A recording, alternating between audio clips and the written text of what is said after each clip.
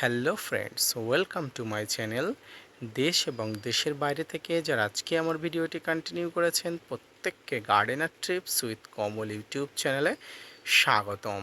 তো ফ্রেন্ডস, আজকে আমার আলোচনার বিষয়বস্তু বর্ষার ছাদ বাগানে আম গাছের পরিচর্যা, অর্থাৎ আম গাছের পরিচর্যা সম্পর্কিত আজকের ভিডিওটি থাকছে অত্যন্ত গুরুত্বপূর্ণ এবং তাৎপর্যপূর্ণ তথ্য। যদি আপনি ছাদ বাগানি হয়ে থাকেন এবং আপনার ছাদ বাগানে আম গাছের পরিচর্যা সম্পর্কিত কোনো সমস্যা হয়ে থাকে, তো আজকের ভিডিওটি মনোযোগ সহকারে দেখুন। দেখবেন আজকের ভিডিওটি দেখলে আপনার অন্য কোনো আর ভিডিও দেখা লাগবে না। পাশাপাশি আপনি যাবতীয় তথ্য এক নিমেষেই জানতে পারবেন। এই সময় আপনি কি করবেন, এই সময় আপনার কি করণীয়, পাশাপাশি এই সময় আপনি কি করবেন না, সব কিছু আপনি এক ভিডিও থেকে জানতে পারবেন। মনোযোগ সহকারে ধৈর্য নিয়ে দেখতে থাকুন। দেখুন, ফলের রাজা আম, আর সেই আম গাছ নিয়ে আমরা মাতামাতি করে থাকি। বিভিন্ন নামি দামি বিভিন্ন গাছ আমরা ছাদ বাগানে তুলে থাকি বা আমরা মাঠ বাগানে পরিচর্যা করে থাকি, কিন্তু বিভিন্ন সমস্যা হয়ে থাকে। বিশেষ করে আম গাছের ক্ষেত্রে আম গাছের পাতা পোড়ার সমস্যা থেকে শুরু করে বিভিন্ন আম গাছ মারা যাবার সমস্যাও আমরা হামেশাই সেই সমস্যার মুখোমুখি হয়ে ওঠে। কিন্তু এই যে সময়টা অর্থাৎ বর্ষাকাল, এই সময় আপনার ছাদ বাগানের গাছগুলো যেমন তরতর করে বেড়ে ওঠার একটা সময়, পাশাপাশি এই সময়ে কিন্তু গাছগুলো মারা যাওয়ারও একটা প্রকৃত কারণ হয়ে উঠতে পারে। এই সময়ে আপনার একটু অসাবধানতা অবলম্বন করলে কিন্তু গাছগুলোর একটা বড়সড় ক্ষতি হয়ে যেতে পারে। তাই এই বর্ষাকাল অর্থাৎ এই জুলাই মাসের শুরুতে, এই অর্থাৎ বর্ষার প্রাক মুহূর্তে আপনাকে এই সময় বিশেষ কতগুলো নিয়ম মেনে চলতে হবে। এই সময় আপনাকে বিশেষ কতগুলো নিয়ম না মেনে চললে আপনার ছাদ বাগানে এই যে কচি পাতা আসছে, অর্থাৎ গাছের যে গ্রোথ হচ্ছে, সেই গ্রোথগুলো যেমন স্তিমিত হয়ে যাবে, পাশাপাশি যে টবের গাছে যে একটা নির্দিষ্ট পরিমাণ মাটি থাকে, অর্থাৎ সীমিত মাটি থাকে, এই মাটিতে আপনাকে কোনোভাবেই গাছকে বাঁচিয়ে রাখতে সম্ভব হবে না যদি আপনি এই বিষয়গুলো না মেনে চলেন। প্রথম যে বিষয় সেটি হচ্ছে, এই সময় আপনাকে গাছে কোনো ধরনের খাবার দেওয়া যাবে না। অর্থাৎ বর্ষার সময় আপনার ছাদ বাগানে থাকা কোনো আম গাছে আপনি খাবার দেবেনই না। কারণ এই বর্ষার আগে আপনাকে ঠিক খাবার দেওয়ার কথা বলেছিলাম। প্রায় এক সপ্তাহ আগে আমি ভিডিওতে বলেছিলাম যে বর্ষার আগে ছাদ বাগানের শেষ খাবার সম্পর্কিত একটি ভিডিও আপলোড করেছিলাম আপনাদের জন্য। তো সেই সময় যদি আপনি খাবার দিয়ে থাকেন তাহলে বেশ খুব ভালো, কিন্তু এই সময় যেহেতু বর্ষা নেমে গেছে, দয়া করে আর কোনো খাবার ছাদ বাগানে গাছে দেবেনই না। কেন সেটি আমি বলছি। দেখুন, ছাদ বাগানে বর্ষার আগে খাবার দেওয়ার কোনো প্রয়োজনীয়তা নেই, সেটি আমি বলছি কারণ কারণ এই বর্ষার জলে অনেক ধরনের খাবার থাকে। ছাদ বাগানে আমরা যে মিশ্র খাবারগুলো দিয়ে থাকি, যে খাবারগুলোতে বিভিন্ন প্রোটিন, ভিটামিন, ম্যাক্রো, মাইক্রো বিভিন্ন উপাদানগুলো থেকে থাকে, এই বর্ষার জলে আপনার কিন্তু গাছের মাটিতে কিন্তু বৃষ্টির জলের দ্বারা এই কিন্তু খাবারগুলো পেয়ে যায়।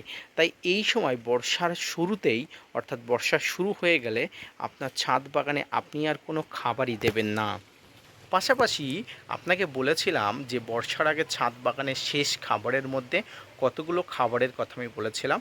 অর্থাৎ সেই সময়ে বর্ষা তো নামেনি, সেই সময়ে গাছে খাবারটা দিলে এই এক সপ্তাহের মধ্যে গাছ খাবারগুলো মোটামুটি মাটির সঙ্গে অ্যাবজর্ব করে নেওয়ার মতো একটা অবস্থায় তৈরি করতো। এই পাশাপাশি গাছগুলোর এই যে খাবারগুলো ছিল, খাবারগুলো ধীরে ধীরে পচতে শুরু করে গাছ বর্ষার জল থেকে যেমন খাবার পেত, তেমনি আপনার মিশ্র খাবার থেকেও কিন্তু খাবার পেত। কিন্তু যদি আপনি না দিয়ে থাকেন, অর্থাৎ এই সময় যদি আপনি আর খাবার না দিয়ে থাকেন, দয়া করে আপনি এই সময় আর কোনো খাবার দেবেন না। শুধুমাত্র লক্ষ্য রাখবেন এই সময় আপনার ছাদ বাগানের যে গাছের কচি পাতাগুলো বার হচ্ছে বা গাছের ডালপালাগুলো গ্রোথ হচ্ছে, সেই গ্রোথগুলো সঠিকভাবে হচ্ছে কি না, অর্থাৎ আপনার গাছে কোনো রকম ফাঙ্গাস, কোনো কীটপতঙ্গর আক্রমণ ঘটছে কি না, সেদিকে আপনাকে লক্ষ্য রাখতে হবে। কেন এটা বলছি? দেখুন, এই সময় এই ছাদ বাগানে গাছে কচি পাতা আসবে, অর্থাৎ গ্রোথ যখন হবে তখন গাছের ডালপালা বাড়িয়ে কচি পাতা আসবে। আর এই কচি পাতা আসলে কিন্তু বিভিন্ন ফাঙ্গাসের আক্রমণ ঘটে। বিভিন্ন কীটপতঙ্গর আক্রমণ যেমন গাছ আক্রান্ত হবে, ঠিক তেমনি ফাঙ্গাসজনিত গাছে রোগে গাছ আক্রান্ত হবে। তাই এই সময় আপনার প্রচণ্ড বর্ষার মধ্যেও কিন্তু গাছের কেয়ারটেক করতে হবে। অর্থাৎ এই সময় যেদিন প্রচণ্ড বর্ষার মধ্যে একদিন ফাঁকা থাকবে, অর্থাৎ হঠাৎ করে বৃষ্টি বন্ধ হয়ে যাবে, আপনাকে সঙ্গে সঙ্গে ফাঙ্গিসাইড ব্যবহার করতে হবে। কোন ফাঙ্গিসাইড ব্যবহার করবেন?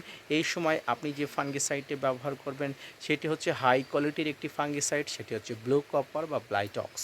এখানে ব্লু কপার বা ব্লাইটক্স ব্যবহার করার কথা আমি কেন বলছি বারবার? বর্ষার সময় আপনি অন্য কোনো ফাঙ্গিসাইড ব্যবহার করার থেকে ব্লু কপার বা ব্লাইটক্স জাতীয় যদি কোনো রকম ফাঙ্গিসাইড ব্যবহার করেন, আপনার গাছের ওভারঅল কাণ্ড থেকে শিকড় সব কিছু ভালো থাকবে। আর এই ব্লু কপার বা এই ব্লাইটক্স ফাঙ্গিসাইড আপনি গাছের মাটিতে দিতে পারেন, গাছের গায়ে প্রলেপ দিতে পারেন, পাশাপাশি গাছেতে আপনি স্প্রে করতে পারেন। শুধু কি ব্লু কপার বা ব্লাইটক্স স্প্রে করতে পারি? উত্তর হবে না। আপনি যাবতীয় ফাঙ্গিসাইড করতে পারেন, কিন্তু এই ব্লু কপার বা ব্লাইটক্স এমন একটি উন্নত মানের ফাঙ্গিসাইড যেটি আপনার ছাদ বাগানে যদি আপনি ব্যবহার করেন নিয়মিত, আমি অন্তত আপনাকে গ্যারান্টি দিয়ে আশ্বাস দিয়ে বলতে পারি কোনো ধরনের ছাদ বাগানের সমস্যা, কোনো ধরনের ফাঙ্গাসের আক্রমণ আপনি দেখতেই পাবেন না। পাশাপাশি এই সময় যদি আপনার ছাদ বাগানে প্রচুর পরিমাণ আম গাছের মুকুল থেকে থাকে, দেখবেন একটু বর্ষাতেই গাছের মুকুলগুলো কালো হয়ে যাচ্ছে। এই কালো হওয়া মানে যে গাছে ফাঙ্গাসের আক্রমণ হওয়া তেমনটা নয়। যে মুকুলগুলো আপনি পরাগায়ন হয়নি সেই মুকুলগুলো ঝরে পড়বে, এটা স্বাভাবিক একটা বিষয়। কিন্তু যে মুকুলগুলো আছে সেই মুকুলগুলো যাতে সহজেই বেড়ে ওঠে, কোনো ফাঙ্গাসের আক্রমণ না হয়, তার জন্য আপনাকে ব্লাইটক্স ব্যবহার করতে বলবো। কিন্তু প্রাথমিক পর্যায়ে যখন গাছে মুকুল থাকবে, অর্থাৎ জাস্ট লাইক এই পর্যায়ে, আপনি এই পর্যায়ে কোনো ধরনের ভারী ফাঙ্গিসাইড ব্যবহার করবেন না, যেমন ব্লু কপার ব্লাইটক্স ব্যবহার করবেন। এক্ষেত্রে আপনি সাপ ম্যান, সাপ রেডোমিন গোল্ড ব্যবহার করতে পারেন, কারণ এগুলো হালকা ডোজের ফাঙ্গিসাইড। এই হালকা ডোজের ফাঙ্গিসাইড আপনি ব্যবহার করবেন ঠিক তখনই গাছের এই যে মুকুলের অগ্রভাগে যে মুকুলগুলো অফুটান্ত অবস্থায় আছে, এই অবস্থা যখন থাকবে তখন ব্যবহার করতে পারেন। সর্বোপরি বর্ষার আগে আপনার ছাদ বাগানে যে খাবার থেকে শুরু করে সামগ্রিক পরিচর্যা আপনি যদি করতে পারেন, তাহলে আপনার ছাদ বাগান দেখবেন বর্ষার পরে হু হু করে পরিবর্তন হয়ে যাবে। এই বর্ষার মধ্যে আপনার ছাদ বাগানকে দ্রুত বৃদ্ধি করার জন্য, বিশেষ করে আম গাছকে দ্রুত বৃদ্ধি করার জন্য এই সময় আপনি প্রুনিংও করতে পারেন। এই প্রুনিংকে আমি বলবো এই সময় একটু হার্ড প্রুনিং কম করবেন, সফট প্রুনিংটি করবেন। আর হার্ড প্রুনিং আর সফট প্রুনিং সম্পর্কিত একটি আলাদা ভিডিও আমার চ্যানেলে দেওয়া আছে, অবশ্যই সেটি দেখে নেবেন, তাহলে অবশ্যই আপনারা বুঝতে পারবেন। তো সামগ্রিকভাবে এই সময় মাটিতে যদি খাবার দেওয়া হয়ে থাকে বেশ, তাহলে খুব ভালো। আর যদি না দেওয়া হয়ে থাকে, আমি আপনাদের করজোড়ে বিনতি করব আর কোনো খাবার এই সময় গাছে দেবেনই না, কারণ এই সময় আর গাছে খাবার দেওয়ার কোনো সময় নেই। আপনারা দেখতে পাচ্ছেন আমি এই সময় ভিডিওটি শ্যুট করছি, সেই সময় অলরেডি বৃষ্টি হচ্ছে, কিন্তু বৃষ্টি মাথায় আপনাদের উদ্দেশ্যে একটা কথা বার্তা দেওয়ার উদ্দেশ্যেই আমি ভিডিওটি শ্যুট করছি, যেটি হচ্ছে ছাদ বাগানকে সঠিকভাবে রাখার জন্য আপনাকে পরিচর্যা করতে হবে এই সময়ে।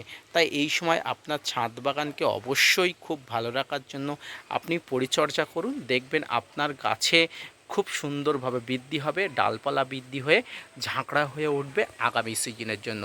ভিডিওটি মনোযোগ সহকারে ধৈর্য নিয়ে দেখার জন্য ধন্যবাদ।